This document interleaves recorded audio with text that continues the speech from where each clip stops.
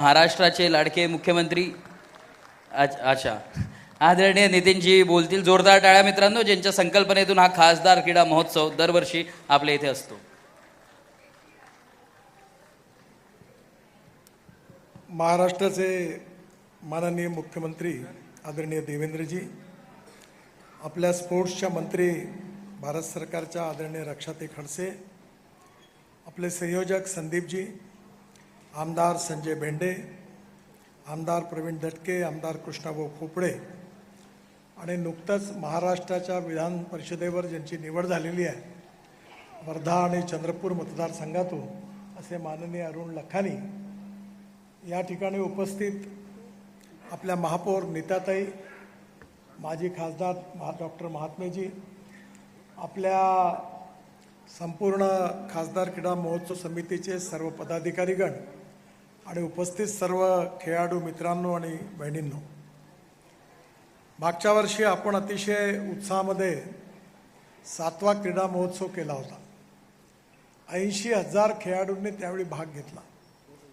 पण यावेळी नागपूर महानगरपालिकेच्या निवडणुकीची आचारसंहिता असल्यामुळे जानेवारी महिन्यामध्ये आपल्याला काही महोत्सव करता येऊ शकला नाही आणि त्यामुळे आपल्याला उशीर झाला आणि उन्हाळ्याची ऊन लक्षात घेता आपण तो मर्यादित केला. त्यामुळे मागच्या वेळेपेक्षा जवळपास अर्ध्यापेक्षाही कमी एवढ्या खेळाडूंना भाग घेण्याची संधी मिळाली.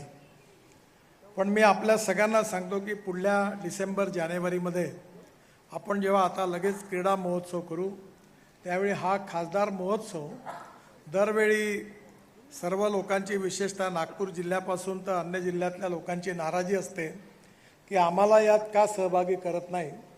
पुढच्या वेळी आपण हा विदर्भस्तरीय खासदार क्रीडा महोत्सव करूया आणि 1 लाखापेक्षा जास्त खेळाडू याच्यात नक्की भाग घेतील आणि आपण भव्य प्रमाणामध्ये याचं आयोजन करूया. मला अतिशय आनंद आहे की या महोत्सवाच्या निमित्ताने एक उत्साह बघायला मिळाला.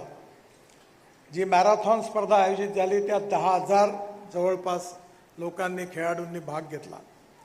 त्यानंतर ज्या ज्या ठिकाणी आपण स्पर्धा घेतल्या त्या अपेक्षेपेक्षा जास्त झाल्या आणि म्हणून या नागपूर शहर हे स्पोर्ट्स कॅपिटल व्हावं अशी आपल्या सगळ्यांची इच्छा आहे.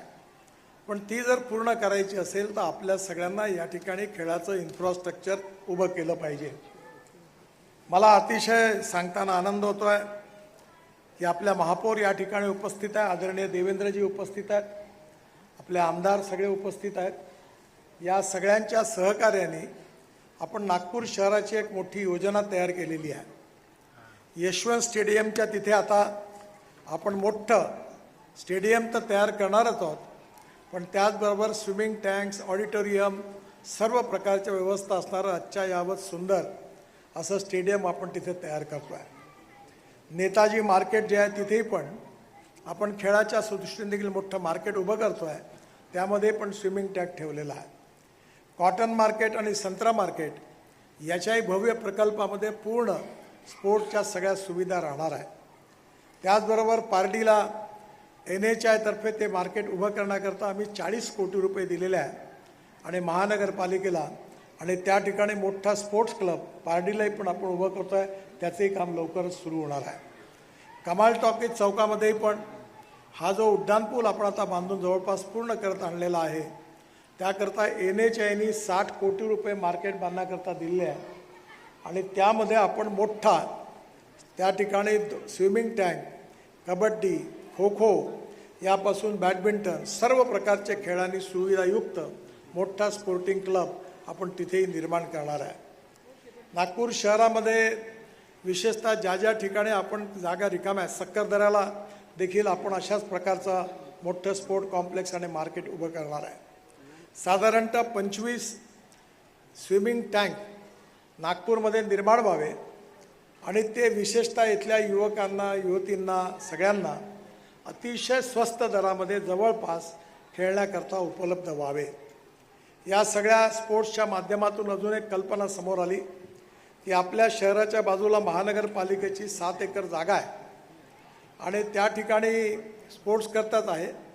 तर त्या ठिकाणी पण आता प्रपोजल तयार करून कल्पना अशी आहे की आपण एक क्लब तयार करायचा आणि क्लबच्या पैशामधून कबड्डी, खो खो, व्हॉलीबॉल, बास्केटबॉल ही सगळी ग्राउंड स्वस्तात जवळपास सगळ्या आपल्या मुलांना खेळता येईल अशी करायची आणि त्याच्या बाकीच्या पैशातून मग क्लब उभा करायचा. असाच एक क्लब आपण नंदनवनच्या पुढे पूर्व नागपूरमध्ये कृष्णा खोपडे यांच्या मतदारसंघामध्ये आपण करायचं ठरवलेलं आहे.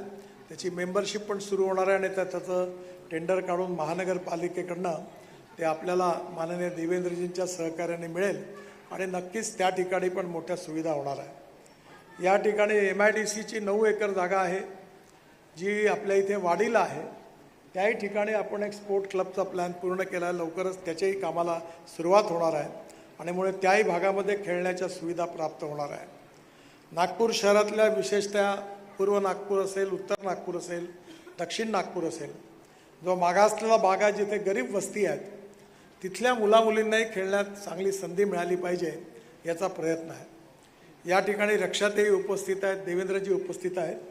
साईची मोठी योजना होती पण ती योजना सध्या कंपाऊंडवाले तर तिथलं सगळं अतिक्रमण हटवलं, थोडंसं राहिलं आहे आणि मोठी जवळपास 100-150 एकर जागा आहे आणि त्या ठिकाणी मोठं आंतरराष्ट्रीय स्तरावरचं स्टेडियम आणि सगळ्या व्यवस्था करायचा त्या ठिकाणी योजना आहे.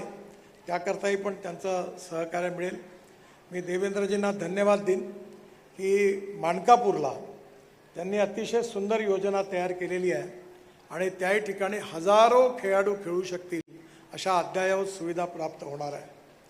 या सगळ्या सुविधा ज्या आहेत यातून आमचं जे स्वप्न होतं की नागपूरला संध्याकाळी 1,00,000 मुलं मुली या मैदानावर खेळल्या पाहिजे आणि नागपूर हे स्पोर्ट्स कॅपिटल झालं पाहिजे, ते स्वप्न निश्चितपणे पूर्ण होईल. आणि म्हणून या सगळ्या कामामध्ये येणाऱ्या काळामध्ये आपल्या स्पोर्ट असोसिएशनच्या सहकार्याची गरज आहे. अजून एक चांगली योजना आहे, तिला यश मिळेल असं वाटतं आहे आणि त्यामध्ये पंजाबराव कृषी विद्यापीठाची रामदास पेठला जी काचीपुरेची जागा आहे त्या जागेवर जवळपास आपल्याला सर्व लोकांशी बोलणं झालेलं आहे. झोपडपट्टीपासून सगळ्यांचं पुनर्वसन करणार आहे आणि त्या ठिकाणी आत्ताच मी अरुण लखानी यांना सांगितलं की ते बॅडमिंटनच्या असोसिएशनचे पण अध्यक्ष आहे. तर आपल्याला त्या ठिकाणी आम्ही एक मोठा क्लब करणार आहे त्या योजनेतून आणि एकाच ठिकाणी जवळपास 20 बॅडमिंटनचे कोर्ट एका स्टेडियममध्ये करणार आहे. टेनिसचे कोर्ट तयार करणार आहे, 2 स्विमिंग टँक तयार करणार आहे आणि कबड्डी खो खोचे आउटडोअर स्टेडियम तयार करणार आहे, व्हॉलीबॉल बास्केटबॉलचे करणार आहे, मोठी व्यायामशाळा करणार आहे की जेणेकरून त्या ठिकाणी आपल्या युवतींना त्या ठिकाणी भाग घेता आला पाहिजे. आपल्या या नागपूरचं अजून वैशिष्ट्य असं आहे की आपण वाडीला त्या ठिकाणी मोठं वाडीच्या ठिकाणी ॲग्रिकल्चर कन्व्हेन्शन सेंटर तयार होत आहे आणि या ॲग्रिकल्चर कन्व्हेन्शन सेंटरमध्ये विशेषतः जगातलं अतिशय आकर्षणाचं असं ते केंद्र आहे. आणि त्याचबरोबर आता बावनकुळे अनायसे उपस्थित झाले त्यामुळे त्यांनाही विनंती आहे की आपल्या इथे उमरेडची WCL माईन आता बंद झालेली आहे. मी बार्सिलोनाला स्पेनमध्ये गेलो होतो आणि तिथला एक स्टेडियम पाहिला. 1,00,000 लोक बसू शकतात असा स्टेडियम असा वरती उचलला जातो. अतिशय सुंदर असं जगातला उत्तम आहे आणि म्हणून आपल्याकडे कोल माईन आता बंद होणार आहे. ती सगळी जागा उपलब्ध आहे आणि नागपूर शहरातून आता केवळ 20 ते 25 मिनटात त्या ठिकाणी पोहोचता येईल आणि त्यामुळे कोल फंड पण मिळेल आणि देवेंद्रजी या ठिकाणी आहेत. जागतिक दर्जाचा असा मोठा स्टेडियम आणि स्पोर्ट कॉम्प्लेक्स आपल्या इथे जर झाला तर तो केवळ आपल्या राज्याकरता नाही तर देशाच्या आकर्षणाचं केंद्र ठरेल आणि सगळ्या इंटरनॅशनल इव्हेंट या ठिकाणी होतील. मधल्या काळामध्ये माझ्याकडे बार्सिलोना फुटबॉल क्लबचे पदाधिकारी भेटले स्पेनमधले आणि त्यांनी भारतात 3 स्पर्धा घ्यायचं ठरवलेलं आहे. त्यामध्ये त्यांना मी विनंती केली की तुम्ही एक नागपूरला घ्या आणि याकरता आंतरराष्ट्रीय दर्जाचे फुटबॉलचे खेळाडू हे नागपूरला येणार आहेत या सामन्याकरता. त्याकरता आपल्याला यशवंत स्टेडियम जे आहे जे महानगरपालिकेचं आहे त्याच्यात थोड्या दुरुस्त्या कराव्या लागतील, थोडंसं चांगलं सुधारावं लागेल तरच ती स्पर्धा या ठिकाणी त्या ठिकाणी सामना होईल आणि त्यामुळे हा जागतिक दर्जाचं त्या ठिकाणी मोठा फुटबॉलचा सामना व्हावा असा प्रयत्न आहे. आपल्या सगळ्यांच्या सहकार्याने आपले पालकमंत्री बावनकुळे साहेब, मुख्यमंत्री देवेंद्रजी यांच्या मार्गदर्शनाखाली आणि आपले सगळे आमदार आणि महानगरपालिका आणि NITच्या सहकार्याने आपण या ठिकाणी मोठ्या प्रमाणावर हे काम करतो आहे. माझी एक विनंती सगळ्या क्रीडा संस्थांना आहे की आता पावसाळ्याची सुरुवात होणार आहे. आचारसंहिता असल्यामुळे मधल्या काळामध्ये मिटिंग घेता आली नाही, पण फॉरेस्ट डिपार्टमेंटनी 25 ते 30 लाख झाडं तयार केलेली आहे आणि यावेळी आपण नागपूर शहरामध्ये आणि नागपूर जिल्ह्यामध्ये 25 लाख झाडं लावण्याचं ठरवलेलं आहे. आणि म्हणून आपल्या सगळ्या 8 दिवसात लगेच त्याची मिटिंग आपण पालकमंत्र्यांच्या उपस्थितीत घेऊ. कलेक्टर आणि कारण आचारसंहितेमुळे जरा ही मिटिंग घेता आली नाही आणि त्यामध्ये फॉरेस्टच्या अधिकाऱ्यांनी पण ही रोपं तयार केलेली आहे. आणि म्हणून आपण सगळ्यांनी आपल्या प्रत्येक मैदानावर ही झाडं लावण्याकरता आपण आपली नावं नोंदवून तेवढी झाडं लावण्याकरता मदत करा. आपण त्याला इटॅग करणार आहे आणि ती इटॅग केल्यामुळे मग त्याचा हिशोब पण राहणार आहे. त्यामुळे पर्यावरणाचं रक्षण करणं ही स्पोर्ट्समध्ये काम करणाऱ्या खेळाडूंची सगळ्यात जास्त जबाबदारी आहे. आपल्याला जलप्रदूषण, वायू प्रदूषण, ध्वनी प्रदूषण मुक्त आपला सगळं शहर करायचं आहे. मला आनंद आहे की परवाच मी देशातली पहिली मारुती सुझुकीची वॅगनॉर गाडी ही 100% बायो इथेनॉलवर चालणारी लॉन्च केली आहे. आणि आपल्या 5 पैकी 3 मोटरसायकल ज्या कंपनीच्या हिरो, त्यांनी 2 मोटरसायकल 100% इथेनॉलवर आपण त्या ठिकाणी ते पण लॉन्च झालेलं आहे. आपल्या नागपूर शहराला आणि जिल्ह्याला आता लवकरच आपण पेट्रोल मुक्त करण्याचा आपण सगळ्यांनी संकल्प करावा. आणि यानंतर घेणारी गाडी जी आहे ती एक तर इथेनॉलवरची नाही तर इलेक्ट्रिकवरचीच आपण घेऊ, पण फॉसिल फ्युएलवरची घेणार नाही आणि प्रदूषण होऊ देणार नाही. अशी जर काळजी आपण घेतली तर आपल्या सगळ्यांचं जीवन सुसह्य होण्याकरता मदत होणार आहे. पुन्हा एकदा या स्पर्धेमध्ये आपण सगळ्यांनी भाग घेतला. अनेक उत्तम क्रीडा क्षेत्रात ज्यांनी काम केलं आणि जे एखाद्या पिलरप्रमाणे उभं राहून त्यांनी या खेळाला प्रोत्साहन दिलं, त्याकरता अशा सगळ्या क्रीडा क्षेत्रात काम करणाऱ्या मोठ्या प्रवर्तक अशा महर्षींचा सत्कार आपण केलेला आहे. असे अनेक लोक अजून जास्त तयार झाले पाहिजे, तेव्हाच आपल्याला हे क्रीडा विश्व अजून सन्मानित होणार आहे. आणि म्हणून याकरता त्यांचा जसा सत्कार झाला तसा ज्या खेळाडूंनी आज या ठिकाणी स्पर्धेत यश मिळवलं त्यांचाही सत्कार होणार आहे.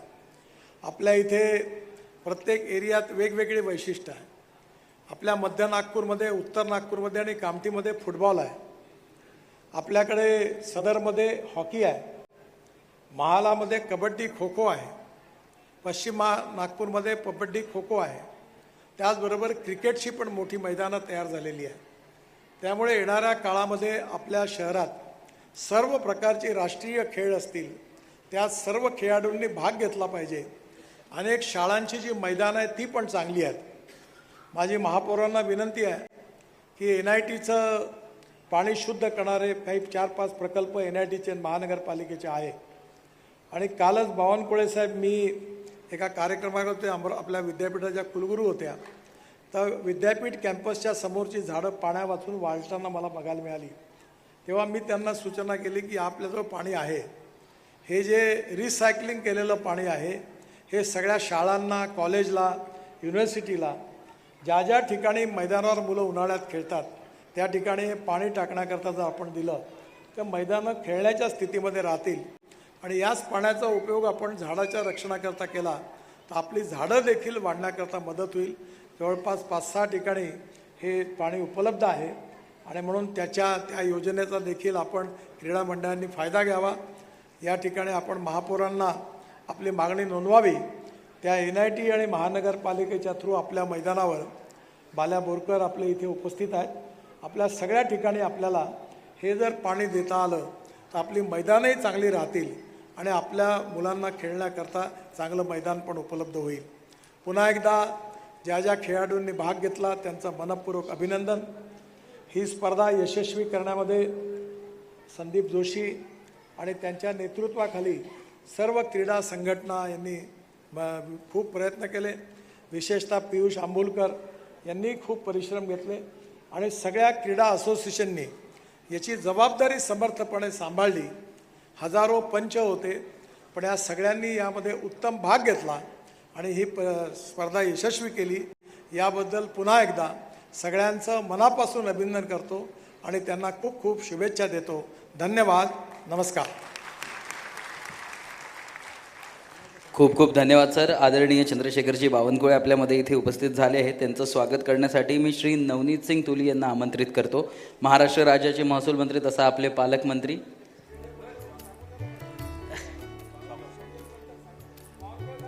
आणि 2 शब्द आदरणीय बावनकुळे साहेब बोलतील अशी मी त्यांना विनंती करतो स्वागतानंतर.